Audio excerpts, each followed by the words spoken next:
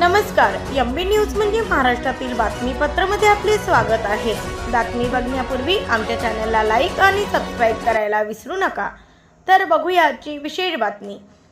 Bapusaheb Deshmukh Shivaji high school व कनिष्ठ महाविद्यालय चांदूर रेल्वे जिल्हा क्रीडा अधिकारी कार्यालय अमरावती यांच्या संयुक्त विद्यमाने ग्रीष्मकालीन व्यक्तिमत्व विकास क्रीडा व छंद शिबिर 2025 दरवर्षीप्रमाणे यावर्षी सुद्धा शाळेचे मुख्याध्यापक तसेच जिल्हा क्रीडा अधिकारी अमरावती यांच्या मार्गदर्शनामध्ये विद्यार्थ्यांमधील सुप्त कलागुणांचा विकास करून त्यांचे व्यक्तिमत्व घडविण्यासाठी आणि त्यांच्या फावल्या वेळेचा सुट्टीचा सदुपयोग होण्याच्या दृष्टीने विद्यालयातील व चांदूर रेल्वे परिसरातील विद्यार्थ्यांकरिता योगा शिबिराचे आयोजन करण्यात आले होते।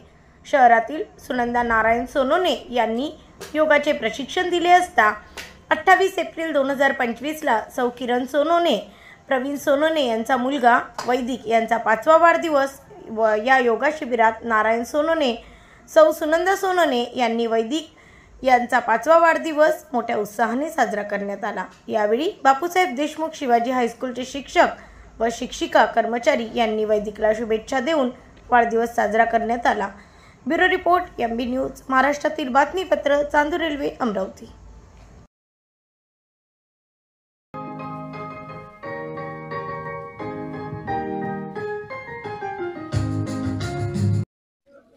या ठिकाणी तुम्ही योगा क्लास घेतलेला आहे। एकंदरीत किती दिवस झाले किती दिवसापासून योगा क्लास घेताय?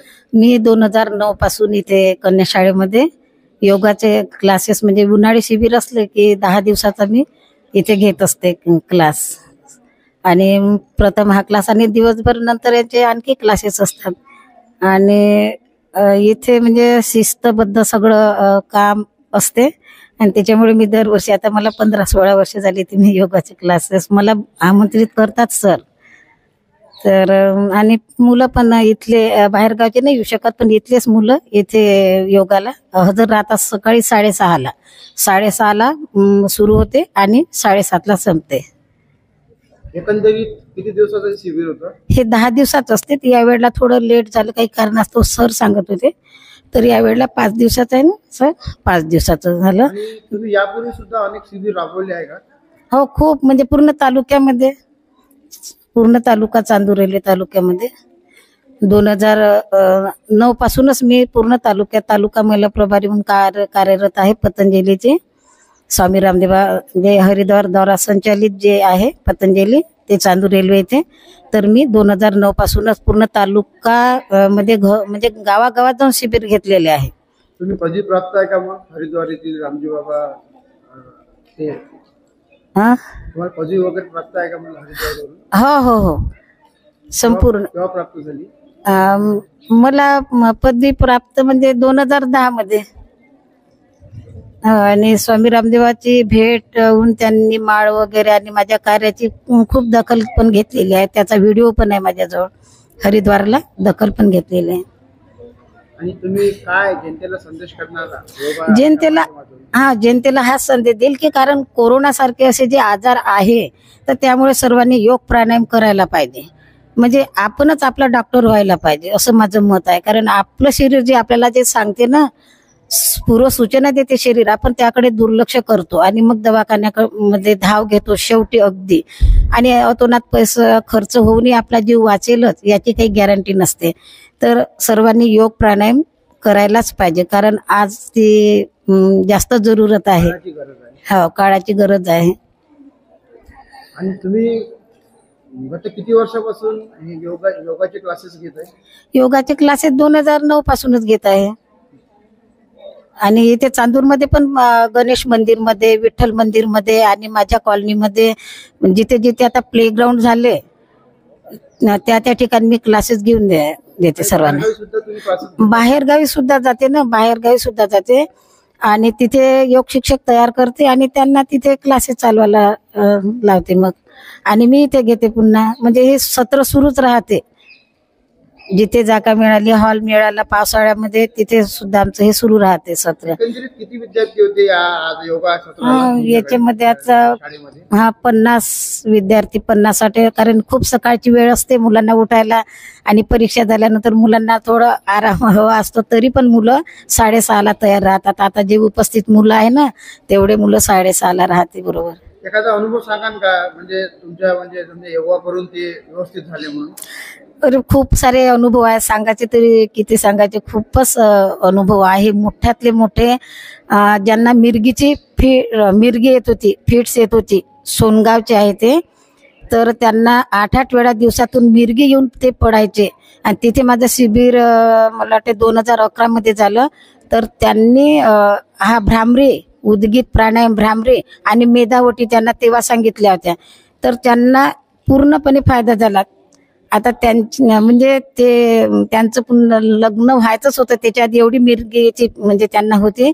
तर औषधांनी आणि प्राणायामनी, औषधं फार थोडे, मेधावटी नावाची गोळी होती तेव्हा, आता दुसरे औषधं उपलब्ध आहेत, तेव्हा नव्हते 2011ला. तर भ्रामरी त्यांना दिवसातून मी 3 वेळा सांगितली होती, 12-12 वेळा. तर ते त्यांनी केले आणि 4 महिन्यामध्ये मला रिझल्ट सांगायला आले होते चांदूरमध्ये. तो माझा सगळ्यात जीवनातला मोठा अनुभव आहे. त्यानंतर त्यांचं लग्न झालं, मुलं बाळ, आणि ते समाजसेवा करतात असं मला त्यांच्याकडून पता लागला.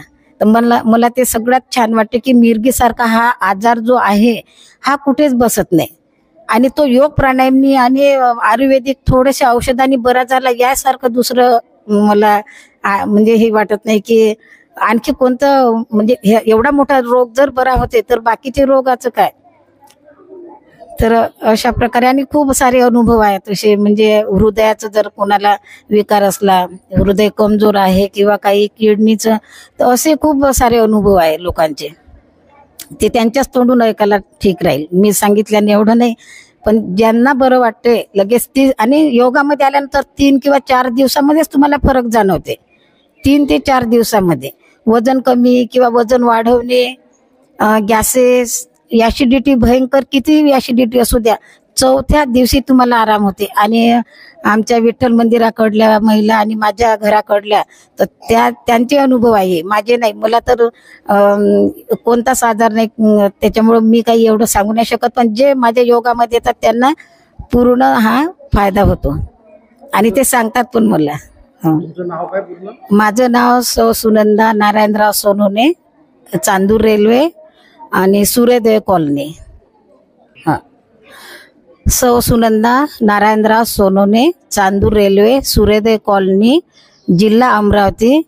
आणि कोणाला कोणती समस्या असू द्या, कुठलेही कॅन्सर सारखी, म्हणजे जो मोठ्यातला मोठा जर आजार असेल तर त्यांनी माझ्या या नंबरवर संपर्क जरूर साधावा. मी बिलकुल त्यांना चांगल्या प्रकारे मार्गदर्शन करेल. आणि त्यांना जर हरिद्वारला जायचे असेल तर त्यांची व्यवस्था करून देईल, पण त्यांच्या स्वतः खर्चानंच जावं लागते. आणि तिथे जर तुम्ही जर पैशाने कमी असाल तर तुमच्याजवळ जर कार्ड असेल तर रामदेव तिथे सहकार्य करतात गरीब व्यक्तीला. हेलो दोस्तों, गुड मॉर्निंग एवरीवन। जहाँ अनुशासन होता है वहाँ कामयाबी होती है, और जहाँ कामयाबी होती है वहाँ अनुशासन होता है। यहाँ टारगेट इंस्टीट्यूट तथा मोशन कोटा की शुरुआत की वजह ही ग्रामीण एरिया के बच्चों के सपने साकार हो, यही हमारा सपना है। रूरल एरिया के पेरेंट्स की इकोनॉमिकल कंडीशन की वजह से वह 11वीं और 12वीं क्लास में बड़े शहरों में 5 से 6 लाख फीस की वजह से पढ़ा नहीं सकते। इसीलिए हमने होशियार और होनहार बच्चों के लिए बहुत ही कम फीस में मोशन कोटा जैसी नेशनल इंस्टीट्यूट की शुरुआत टारगेट इंस्टीट्यूट चांदूर रेलवे से की है। इसीलिए बहुत सारे बच्चे हमारे साथ जुड़कर कामयाबी की ओर बढ़ रहे हैं। मेरी सभी चांदूर रेलवे और चांदूर रेलवे तालुका की पेरेंट्स को नम्र विनती है कि आप भी हमारे साथ जुड़कर अपने बच्चों का भविष्य उज्जवल बनाएं।